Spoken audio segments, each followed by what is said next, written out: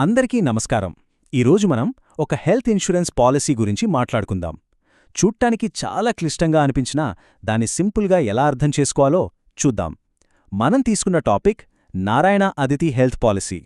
పదండి దీని సంగతేంటో చూద్దాం. మనలో చాలామంది హెల్త్ ఇన్సూరెన్స్ తీసుకుంటాం, కానీ మన పాలసీ అసలు ఏం కవర్ చేస్తోంది అని అడిగితే చాలామందికి కన్ఫ్యూజన్ ఉంటుంది కదా.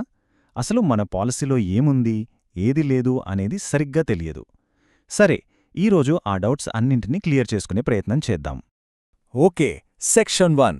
ముందుగా ఈ పాలసీని డీకోడ్ చేద్దాం. అంటే దీని బేసిక్ స్ట్రక్చర్ ఏంటి, ఇందులో ఎలాంటి ప్లాన్స్ అందుబాటులో ఉన్నాయి, వీటిని తెలుసుకుంటేనే కదా మనకు ఏది సెట్ అవుతుందో అర్థమవుతుంది. So let's start.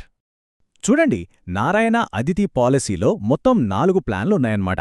వీటికి మధ్య మెయిన్ డిఫరెన్స్ ఏంటంటే హాస్పిటల్ నెట్వర్క్ యాక్సెస్. ప్లాన్ 1, 2 తీసుకుంటే కేవలం ప్రిఫర్డ్ నెట్వర్క్లో మాత్రమే ట్రీట్మెంట్ తీసుకోవచ్చు. అదే ప్లస్ లేదా ప్రైమ్ ప్లాన్ అయితే వెరిఫైడ్, నెట్వర్క్ ఇంకా ఇతర నెట్వర్క్ హాస్పిటల్స్కి కూడా వెళ్లొచ్చు. సో కవరేజ్ పెరుగుతుంది. సరే, ప్లాన్స్ గురించి తెలిసింది కదా. ఇప్పుడు సెక్షన్ 2, కోర్ కవరేజ్. అంటే పాలసీలో ఉండే మెయిన్ బెనిఫిట్స్ ఏంటి, అనుకోకుండా హాస్పిటల్లో చేరాల్సొస్తే ఏ ఖర్చులు కవరవుతాయో ఇప్పుడు వివరంగా చూద్దాం. ఈ కోర్ కవరేజ్ని మనం ఒక స్టోరీలా చూద్దాం. అప్పుడు ఈజీగా అర్థమవుతోంది. హాస్పిటల్లో చేరడానికి ముందు అంటే ప్రీ హాస్పిటలైజేషన్, హాస్పిటల్లో ఉన్నప్పుడు అంటే ఇన్ పేషెంట్ కేర్, ఇంకా డిశ్చార్జ్ అయ్యాక అంటే పోస్ట్ హాస్పిటలైజేషన్. ఈ 3 స్టేజుల్లోనూ ఈ పాలసీ ఎలా సపోర్ట్ చేస్తుందో చూద్దాం. సింపుల్గా చెప్పాలంటే హాస్పిటల్లో చేరడానికి 60 రోజుల ముందు నుంచి డిశ్చార్జ్ అయ్యాక 90 రోజుల వరకు అయ్యే ఖర్చుల్ని కూడా ఇది కవర్ చేస్తుంది. ఓకే, హాస్పిటల్లో ఉన్నప్పుడు ఏమేం కవర్ అవుతాయో చూద్దాం. చూడండి, నర్సింగ్ ఛార్జీలు, డాక్టర్ ఫీజులు, మందులు, బ్లడ్, ఐవీ ఫ్లూయిడ్స్, ఇంకా డయాగ్నోస్టిక్ టెస్టులు అన్నిటినీ ఇది కవర్ చేస్తుంది. అంతెందుకు, ఒకవేళ ఆర్గన్ డొనేషన్ అవసరమైతే ఆ డోనర్కయ్యే ఖర్చులను కూడా ఈ పాలసీయే భరిస్తుంది. సో చాలా కాంప్రహెన్సివ్ కవరేజ్ ఇది. ఇక అంబులెన్స్ ఛార్జీల విషయానికొస్తే ఇది కూడా కవర్ అవుతుంది. కానీ ఒక కండిషన్ ఉంది. ఎమర్జెన్సీ అయితే లేదా ట్రీట్మెంట్ కోసం ఒక హాస్పిటల్ నుంచి బెటర్ ఫెసిలిటీసున్న మరో హాస్పిటల్కి షిఫ్ట్ అవ్వాల్సి వస్తే అప్పుడు మాత్రమే ఈ అంబులెన్స్ ఖర్చులు ఇస్తారు. రైట్, సెక్షన్ 3కి వచ్చేశాం. ఇప్పటివరకు బేసిక్స్ చూసాం. ఇప్పుడు ఈ పాలసీలో ఉన్న స్పెషల్ ఫీచర్స్ ఇంకా యాడ్ ఆన్స్ ఏంటో చూద్దాం. ఇవే కదా ఒక పాలసీని మరో పాలసీ నుంచి డిఫరెంట్గా చూపిస్తాయి. ఈ రోజుల్లో ఇది చాలా ఇంపార్టెంట్ ఫీచర్. అదే మోడర్న్ ట్రీట్మెంట్స్కి కవరేజ్. టెక్నాలజీ పెరుగుతోంది, కొత్త కొత్త వైద్య విధానాలు వస్తున్నాయి. అవి చాలా కాస్ట్లీ కూడా. సో పాలసీలో ఇలాంటి మోడర్న్ ట్రీట్మెంట్స్కి కవరేజ్ ఉండటం అనేది ఒక పెద్ద ప్లస్ పాయింట్. ఉదాహరణకు రోబోటిక్ సర్జరీలు, oral chemotherapy, deep brain stimulation, immunotherapy, stem cell therapy ఇలాంటి చాలా హైటెక్ ట్రీట్మెంట్స్ని ఈ పాలసీ కవర్ చేస్తుంది. అంటే ఈ పాలసీ లేటెస్ట్ మెడికల్ అడ్వాన్స్మెంట్స్కి తగ్గట్టుగా అప్డేట్ అయిందన్నమాట. ఇది చాలా ఇంట్రెస్టింగ్ బెనిఫిట్, అక్యుమ్యులేట్ ప్లస్. సింపుల్గా చెప్పాలంటే ఇది ఒక నో క్లెయిమ్ బోనస్. అంటే పాలసీ ఉన్న సంవత్సరంలో ఒక్క క్లెయిమ్ కూడా చేయకపోతే సమ్ ఇన్షోర్డ్ అంటే కవరేజ్ అమౌంట్ 25% లేదా 50% పెరుగుతుంది. ఇది ఒక రకంగా హెల్దీగా ఉన్నందుకు ఇచ్చే రివార్డ్ లాంటిది. ఇప్పుడు ఒక ఆప్షనల్ యాడ్ ఆన్ గురించి మాట్లాడుకుందాం. అదే పర్సనల్ యాక్సిడెంట్ కవర్. దురదృష్టవశాత్తు యాక్సిడెంట్ జరిగి సీరియస్ డిజబిలిటీ వస్తే అప్పుడు సమ్ ఇన్ష్యూర్లో 100% వరకు పేమెంట్ లభిస్తుంది. అయితే ఈ 100% పేమెంట్ ఎప్పుడొస్తుంది?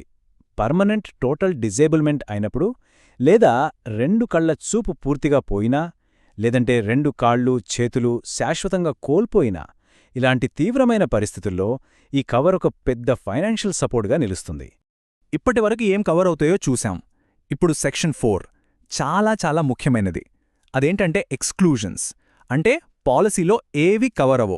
ఇది ముందుగా తెలుసుకోకపోతే క్లెయిమ్ టైంలో చాలా ఇబ్బంది పడాల్సొస్తుంది. సో జాగ్రత్తగా వినండి. ముందుగా మనం వెయిటింగ్ పీరియడ్ గురించి మాట్లాడుకోవాలి. ఇది చాలా సింపుల్ కాన్సెప్ట్. పాలసీ కొన్న మొదటి రోజు నుంచే అన్ని జబ్బులకు కవరేజ్ రాదు. కొన్ని రకాల జబ్బులకు కవరేజ్ స్టార్ట్ అవ్వాలంటే కొంతకాలం ఆగాలి. దాన్నే వెయిటింగ్ పీరియడ్ అంటారు. ఈ టైమ్లైన్ చూస్తే మనకు క్లియర్గా అర్థమవుతుంది. చూడండి, యాక్సిడెంట్స్ అయితే డే 1 నుంచి కవర్ అవుతాయి.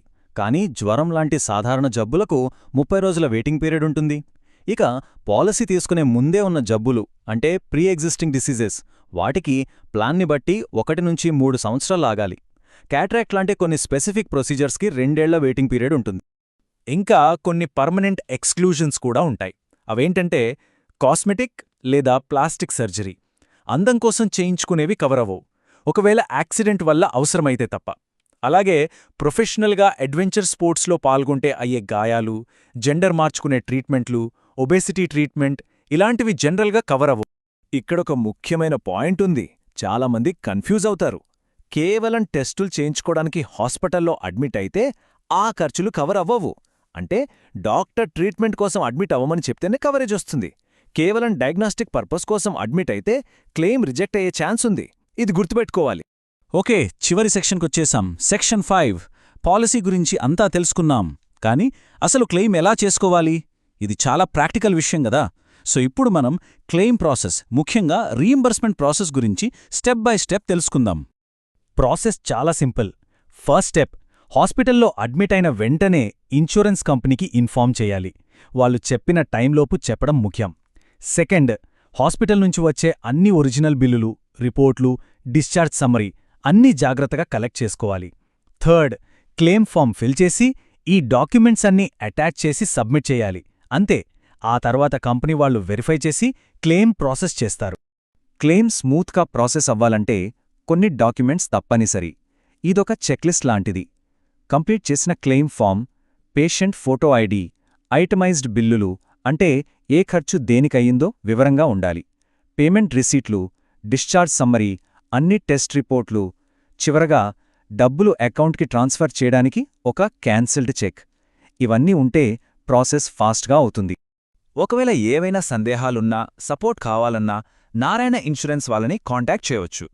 వారి ఈమెయిల్ ఐడి support@narayanahealth.insurance లేదా స్క్రీన్పై కనిపిస్తున్న ఫోన్ నంబర్కి కూడా కాల్ చేయొచ్చు. +91 9821 34071. ఈ వివరాలు నోట్ చేసుకుంటే మంచిది. సరే, ఒక పాలసీని ఎలా చూడాలో, ఏమేం గమనించాలో ఇప్పుడు మనకొక ఐడియా వచ్చింది కదా. మరిప్పుడు ఆలోచించాల్సిన ప్రశ్నేంటంటే, మన దగ్గరున్న హెల్త్ పాలసీ గురించి మనకు ఎంతవరకు తెలుసు? ఈరోజు మనం నేర్చుకున్న విషయాల వెలుగులో ఒకసారి మన పాలసీ డాక్యుమెంట్ని తీసి చూస్తే మనం మరింత ఇన్ఫార్మ్డ్ కస్టమర్స్గా మారతాం.